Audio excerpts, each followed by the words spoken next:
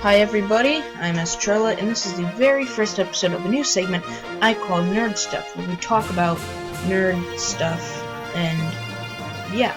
So, today we're going to be talking about Star Wars conspiracies and Easter eggs. Now, this is very late, I know, but also, it's not going to be all of them, because I only saw the movie twice, because I'm a scrub, but these are my favorite Easter eggs, and the conspiracies that I think are the most important. So, let's get started. The first conspiracy that I'm going to talk about is Plagueis Snoke. So, first of all, I mean, obviously, you see the scene right there that my face is covering up mostly, I think. Whoops. Anyway, and where Palpatine is explaining to Anakin the Emperor killed Plagueis, and that so he killed Plagueis in his sleep. However, he also says that Plagueis was invincible, and Plagueis can't die. So I think what happened is Palpatine, Sidious, Emperor, tried to kill him in his sleep, and he was dead, but then he came back to life, or revived himself somehow. And that's why, even if you look at the, scars that he has on his face, he's got like this giant gash going like here, and then he's got burns all over his face, and those would be caused by lightsabers and force electricity.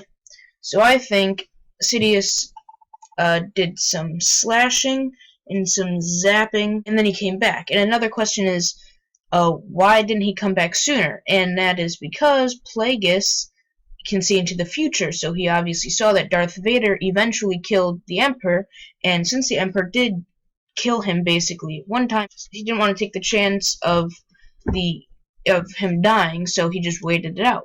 And that's a whole nother conspiracy. I don't know if you feel about it, is that Plagueis is actually Anakin's father, and that's how Anakin has the Force, and I don't know how I feel about that. I don't know. I mean, I guess it could be true, but that's kind of a stretch. Also, the main point is the reason that scene is here anyway is because the theme from that scene and this theme in that scene way over there with the hologram and Snoke's theme are the same, and there's really no reason for that, and it's not a coincidence, because the song that it plays is like some weird opera song that they made just for that scene. So that's why it's like, that's why it wouldn't make sense unless they did it on purpose, to show us. It's like they're like yelling at us, hey, this isn't a coincidence. He's actually Plagueis. Anyway, let's move on. Oh yeah, see, so I was just saying, so that same theme is that one. So yeah. Next, biggest conspiracy. Rey's family tree. Now, here's what I think happened. Rey's lineage. I think what happened is Luke saw the bad stuff that was conspiring. He kind of saw it coming, maybe, with Kylo, and so he took his daughter and he sent her out. Like, he just sent her away and to save her. And as you can see by the arrows, which my face is blocking up just a young picture of her, and basically he took her and he sent her to that guy, and that's why even in the scene over there when she's in her dream sequence, see that hand grabbing her arm? That looks like the hand that would belong to that guy, and it even looks like his same jacket.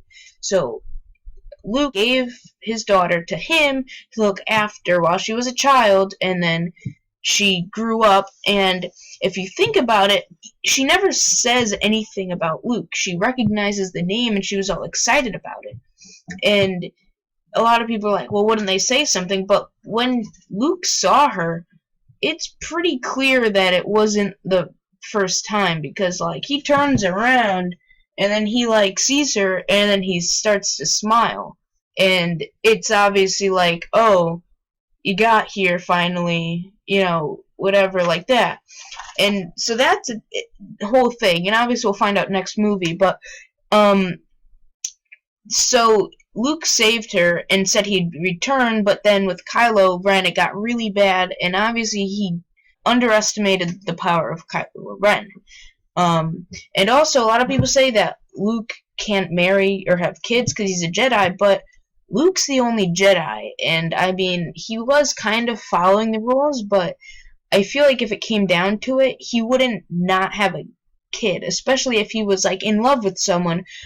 I feel like he wouldn't really care that, he'd make up new rules. Obviously, he's trying to repopulate. He's trying to get more Jedi out there. So yeah, that's my conspiracy with that.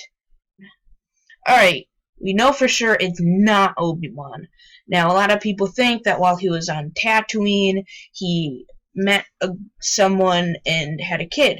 First of all, there's no women on Tatooine. There's no girls on Tatooine. That's been proven. We know this, alright? So that rules out that reason right there. Also, Obi-Wan was the biggest rule follower ever. In fact, fun fact, that's why they assigned him to Qui-Gon Jinn. It was because Qui-Gon's master was Count Dooku, who obviously went rogue. So then Yoda, or Jedi Masters, assigned Obi-Wan to Qui-Gon to balance it out. Speaking of balancing, Anakin Skywalker, I just want to put this out there because Obi-Wan didn't even want Anakin Skywalker. Just to put this out there, Anakin did follow. He was the chosen one. He followed the prophecy. Prophecy wasn't that he would knock out the Sith, that he brought balance to the Force. And the Jedi were like up here, and then the Sith were like here. And then he slaughtered the younglings. He killed most of the Masters, and then when he joined the Sith, it brought the Sith back up, and then they were kind of balanced a little more because really all there was Yoda and Obi-Wan. So actually, no, that would be perfectly balanced because 2 Jedi, 2 Sith. So he did his job. Just gonna point that out there. Alright, next we've got Han's death. He kind of dumb that Han is alive and all this, and that, well, the big question is, did Han know he was gonna die? Like, at what point did he know that he was not coming out of there? And first of all, we knew Han was going to die before we even saw the movie, if you paid attention, because there's an interview, that's what my face is covering up now, is that Han said, I'm paraphrasing, I don't know the actual quote, basically he said, this is my last adventure movie, I will only do it if it's my last Star Wars, like if I don't have to be in any other ones, and he's getting too old for this. That's actually said that in Indiana Jones, Crystal Skull, but he still said it. And fun fact, well, not fun fact, it's kind of sad, he broke like 3 ribs and he like sprained his ankle or hurt his ankle on set while filming because he like tripped and he slipped on the snow and he like got hurt somewhere else, like, and he is literally getting too old for this stuff. Like, he needs to, it's like, I love him and stuff and he's great, but I think we just need to admit we need to let him go. Alright, just let him go. Also, now to get back to the original question, I think he went in, when he went on the bridge and he yelled Ben, he didn't know he was going to die. As you see in the scene up there, he says, oh, I'll do what I always do, I talk my way out of it. And that's what he does with the gang members. And I think he knew when he started talking to Kylo and he realized how far into the dark side Kylo was. And that's when he noticed it. And then, Kylo kills him, but he was his father, and we know we don't know, but I think that he forgave him. Like, he knew he died, but it was like you're my son, I'll die for you. Like, that just shows you how much he loves him. And in the picture far right, it shows you that he, when he touches his face, and right before he falls, it's kind of showing, like, it's okay, I understand, I still love you and all this. And Han is not coming back. He fell down a giant pit, and we all know that falling down a giant hole in a spaceship is the intergalactic sign for dying. I mean, we've got Sidious doing it, Darth Maul, Luke.